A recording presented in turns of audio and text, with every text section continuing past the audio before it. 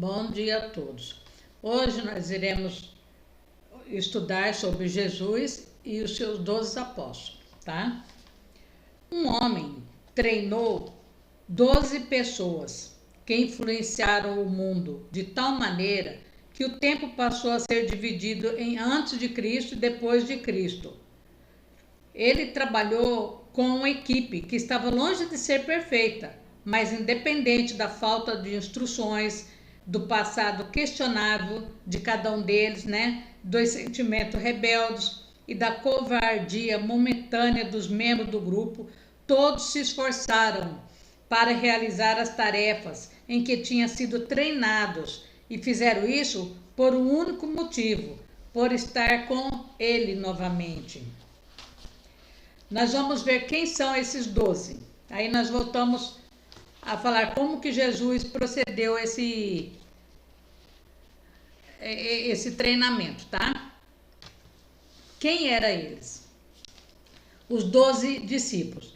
Jesus poderia ter escolhido os melhores, os mais bem estudados, Mas ele não, ele preferiu os mais simples, aqueles que era, como se diz, pedra bruta, que precisava ser lapidado.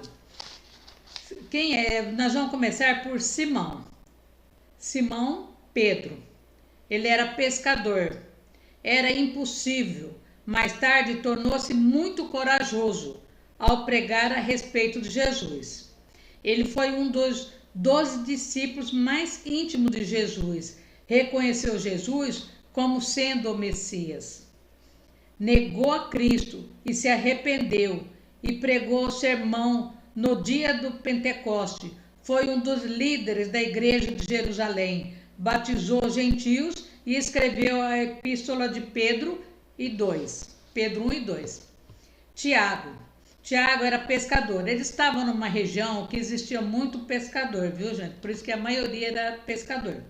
Gente simples, rude, sem muito estudo, mas era muito temente a Deus. Tiago, pescador. Ele e seu irmão foram chamados de filhos do trovão. A sua característica principal era ambicioso, irracional, falava as coisas assim, às vezes, sem pensar muito, crítico, mas profundamente comprometido em Deus. Ele pertenceu ao grupo dos discípulos mais íntimos de Jesus. Desejava, como seu irmão João, que Jesus lhe reservasse um lugar de honra em seu reino. Em uma ocasião que viesse, ele pediu, que viesse fogo do céu para destruir uma vila em Jerusalém, porque ele estava muito irado, com aquele povo lá. Foi o primeiro apóstolo a ser martirizado, morto. João era irmão de Tiago, a sua profissão, pescador. Ele era ambicioso, crítico, mas veio a se tornar um discípulo muito amoroso.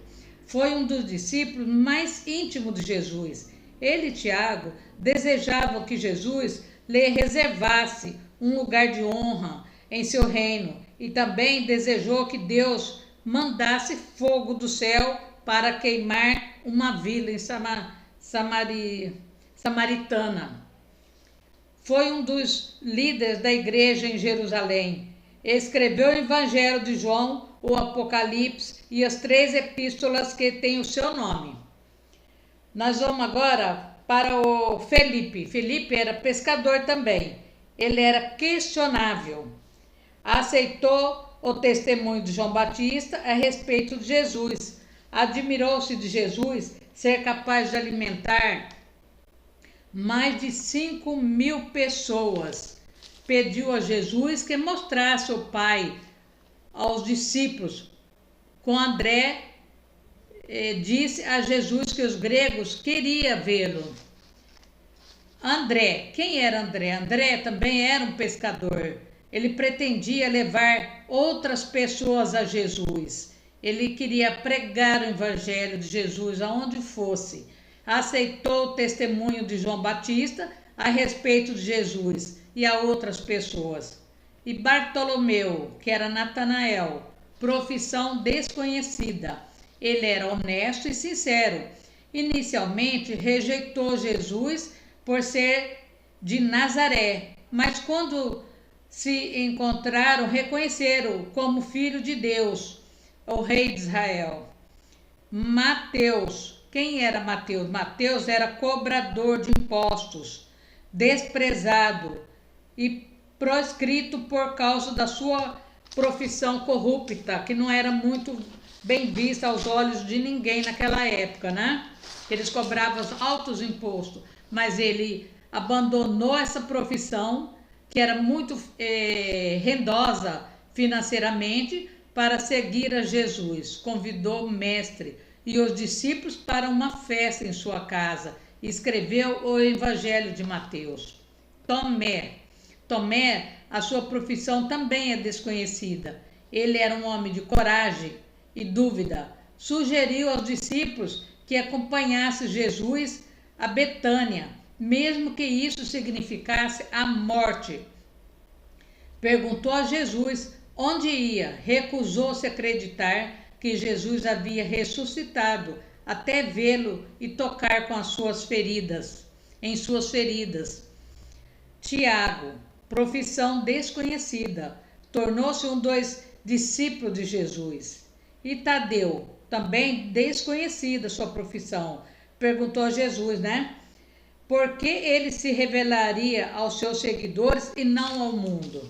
Mas Jesus tinha o seu motivo, né? E Judas Iscariote, quem era ele? Ele também tinha uma profissão desconhecida. Ele era traiçoeiro e ambicioso. Tornou-se um dos discípulos de Jesus e o traiu por causa de umas moedas. Arrependido, acabou se suicidando, né? Não, então você vê que todos eles tinham problemas, né? Mas Deus não ligou para os problemas deles. Deus viu que eles tinham potencial para ser seu discípulo, porque Deus é que capacita, Deus é que conhece o coração das pessoas, não é o homem. Jesus estava constantemente aconselhando seu grupo de discípulos sobre as formas de identificar e aumentar seu verdadeiro valor. Ele disse: eu vim para que tenham vida e vida abundante. João 10:10. A definição de riqueza de Jesus pode não ser a mesma que a nossa, mas ele definia claramente as recompensas para as pessoas que trabalhavam com ele. As pessoas sentem-se mais dispostas a abrir mão de alguma coisa e acreditam, né, que podem obter algo de maior valor. Jesus comparou o reino do céu a um comerciante que vive à procura de pérolas finas. Quando encontraram a pérola, que é mesmo de grande valor, ele vende tudo que tem e compra a pérola. Mateus 13:45. Os líderes que pensam que os outros os seguem, ou porque tem medo de fazer, a gente não consegue compreender um elemento chave da mesma, né? Um elemento chave da mente humana. As pessoas só renunciarão àquilo a que estão acostumadas quando perceberem claramente que há algo melhor. A chave é compreender e comunicar a diferença entre o bom e o melhor. Jesus, ele perdoava. O perdão é feito como se fosse um óleo para um motor, né? Que se as engrenagens não funcionam direito, você tem que fazer funcionar. O perdão, ele é poderoso. Jesus é o símbolo máximo do perdão. Ele acreditava nos membros do seu grupo e continuava lhe dando chance, mesmo que ele errasse. Jesus dava chance. Jesus tinha um verdadeiro sentido de tente de novo. Quantas vezes foi preciso? Ele sempre dava uma nova oportunidade às pessoas. Você dá oportunidade para que eles trabalhem com vocês? É preciso dar oportunidade, né? Todo mundo tem direito a errar, a tentar de novo, a tentar melhorar como ser humano, né? E Jesus acreditava no potencial humano. Ele tratava todos iguais. Ele não tinha distinção de quem era bom, quem era ruim. Uma atitude de perdão cria movimento para frente. Você sente vontade de seguir em frente. E isso é muito bom, né, para a gente. Perdoar não significa ser um capacho ou não usar o discernimento com as pessoas com as quais você lida. Significa permitir que os outros cometam erros, enquanto você e eles continuam andando para frente. Pedro, aquele que prometeu fidelidade eterna a Jesus, negou-o 3 vezes em público. Deve ter sido difícil para Jesus perdoá-lo, mas ele apareceu para o seu discípulo e o perdoou. Qualquer um já ia desistir, né? Mas Jesus não desistia. Pediu-lhe que demonstrasse seu amor por ele, tomando conta das suas ovelhas. João 21:15. Às vezes, como aconteceu com Pedro, quanto maior a queda sofrida, maior a capacidade de amar.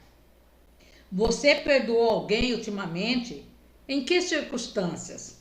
Quem o perdoou de modo memorável, você se lembra? Ou você acha que você nunca errou? Qual o seu sentimento em relação a essas pessoas? É uma pergunta para a gente pensar, né? Para a gente pensar e refletir no que nós queremos. Então, nós vamos parar essa leitura aqui, nós continuaremos amanhã. Nós vamos fazer uma oração que eu gosto muito de fazer junto com vocês, que é a oração do... Peraí, deixa eu pegar aqui, viu, gente? Que é a oração de cura de gerações, né? Que a gente tem que pedir perdão, né? Então vamos fechar o olho e vamos ver quem você precisa perdoar hoje. Que Jesus perdoava. Jesus perdoava várias vezes. Pedro negou ele 3 vezes e ele perdoava, né? Ele sabia que o outro ia trair ele. E mesmo assim ele não guardou rancor, nem fez nada de mal, né? Então vamos. Senhor Deus Todo-Poderoso, coloco-me na presença do Senhor Jesus, como estamos agora, né? Revista-me da armadura de Deus para poder resistir às táticas do demônio. Ocupo meu terreno com o cinturão da verdade em torno da cintura e a justiça da couraça. Peço a Ti, meu Pai, que perdoe todos aqueles que me fizeram mal. E eu peço perdão também por aqueles que eu fiz mal. Empunho o escudo da fé para extinguir os dardos inflamados do maligno e aceito a salvação de Deus como meu capacete e recebo a palavra de Deus do Espírito para usá-lo como a espada. E no nome de Jesus Cristo crucificado, morto, ressuscitado, eu amarro todo o espírito do ar, da atmosfera, da água, do fogo, do vento, da terra, debaixo da terra e do mundo inferior. Eu amarro todos os emissários do quartel demoníaco, todo o ciclo de bruxas, magos e feitiçarias ou adoradores de Satanás, que possa estar presente de algum modo sobrenatural no meio de nós. Eu clamo o sangue de Jesus sobre o ar e peço a Deus que revista-nos com o teu sangue precioso, liberta-nos de toda escravidão, em nome de Jesus. Agora eu selo cada pessoa que me ouve nesse momento, eu selo cada lugar onde você está agora, eu selo você, eu selo o seu trabalho, tudo aquilo que você tem, e selo os seus familiares, eu selo a sua saúde, coloco, meu Pai, a tua saúde debaixo da cruz do Calvário, Senhor, para que o Senhor cure, liberte, em nome de Jesus. Em nome de Jesus, eu selo o nosso presidente da República para que ele tenha, Senhor, vitória, Senhor, para que ele seja protegido contra toda cilada diabólica do inimigo. Abençoe a nossa nação, abençoe a todos que estão comigo nesse momento, no poder de Deus e no sangue de Jesus. Cura aquele, Senhor, que tem problema, Senhor, no pulmão, que não consegue respirar direito, Senhor, que recebeu, Senhor, do médico que estava com problema grave no pulmão, que o Senhor vai libertando agora. Liberte aquele, Senhor, que toma muito remédio para o coração, Senhor. Que o Senhor vai limpando as veias do coração dele, vai libertando ele, Senhor, de toda doença, de todo mal, de todo ataque do inimigo. Abençoe o nosso trabalho, abençoe a nossa vida, no nome de Jesus e no poder de Deus. Amém. Muito obrigado e até amanhã, se Deus quiser, tá? Fique com Deus. Espero que vocês tenham gostado. Não sei se vocês notaram, mas eu mudei aqui como que eu estou gravando agora. Espero que esteja melhor, que eu ainda estou aprendendo, né, gente? Então, vocês me ajudem e tenham paciência, tá? Obrigado. Fique com Deus.